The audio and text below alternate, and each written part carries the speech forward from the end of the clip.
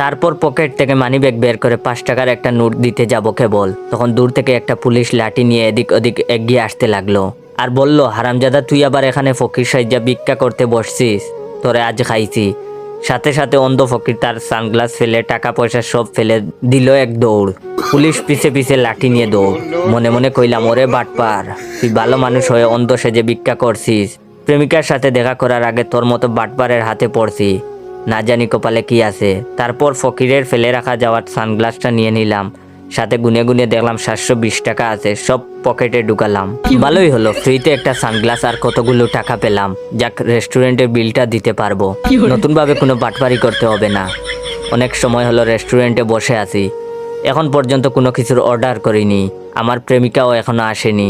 সে কি আসবে নাকি আসবে না কে জানে, নাকি আমারে ধোঁকা দেবে বুঝতেছি না।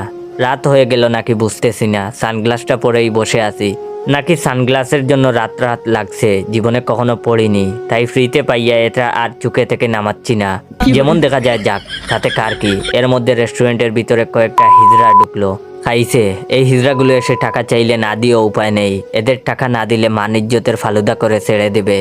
তারা ভিতরে ঢুকতেই অন্ধের মতো চুপ মেরে বসে রইলাম, যেন অন্ধ মনে করে আমার কাছে টাকা না চায়। কিন্তু দেখলাম তারা কারো কাছেই টাকা না চেয়ে আমার সামনের টেবিলে বসে পড়লো, বসে নানান ধরনের পেঁচাল শুরু করলো, কার বয়ফ্রেন্ড কেমন, কার কত টাকা ইত্যাদি। মনে মনে ভাবলাম, এদের আবার বয়ফ্রেন্ডও আছে, কোন আবাল এদের সাথে প্রেম করে।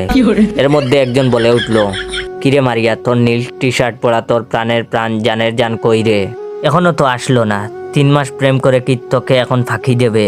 এটা শুনেই বুকের ভিতর ধক করে উঠলো।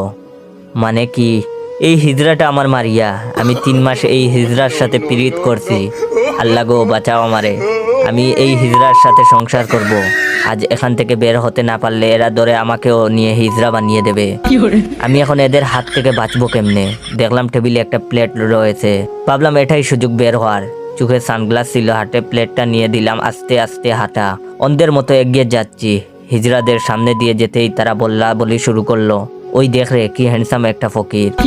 মারিয়াও বলল, হ্যাঁ তাই তো রে, আহারে এত সুন্দর একটা বেটা, কিন্তু সে কানা। এর মাঝে হালায় রেস্টুরেন্টের মালিক বলল, এই ছেলে তুমি এখান থেকে প্লেট নিয়ে যাচ্ছ কেন? আর আসার সময় তো তোমাকে ভালোই দেখলাম, এখন অন্ধ হইলা কেমনে? আমি মনে মনে বললাম, এই খাইছে রে, সবাই শুনে ফেলেছে। হিজড়াগুলো শুনেই সবাই আমার দিকে এগিয়ে আসছে।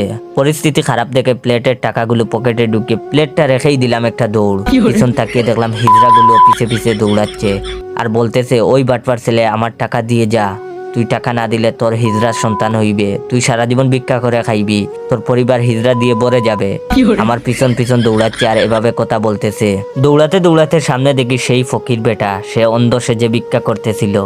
হালায় আমারে দেখে সে আমার পিছন পিছনে দৌড়ানো শুরু করলো আর বলতে লাগলো, এ ভাই, আমার সানগ্লাস আর ভিক্ষার টাকাগুলো দিয়ে যান ভাই, অনেক কষ্টে ভিক্ষা করছি, টাকা দিয়ে যান ভাই, আমার সানগ্লাস দেন ভাই, থামেন ভাই। আমি মনে মনে বললাম, ধুর, কে শুনে কার কথা, এত সুন্দর একটা সানগ্লাস পাইছি, দিব না কাউরে। আমি আরো জুড়ে দিলাম দৌড়। আশেপাশে যদি কোনো হৃদয়বান ব্যক্তি থেকে থাকেন তাহলে আমাকে বাঁচান এদের হাত থেকে, তাইলে টাকাগুলোর অর্ধেক ভাগ দিব। দৌড়াচ্ছি তো দৌড়াচ্ছি, এই রাস্তার যেন শেষ নেই।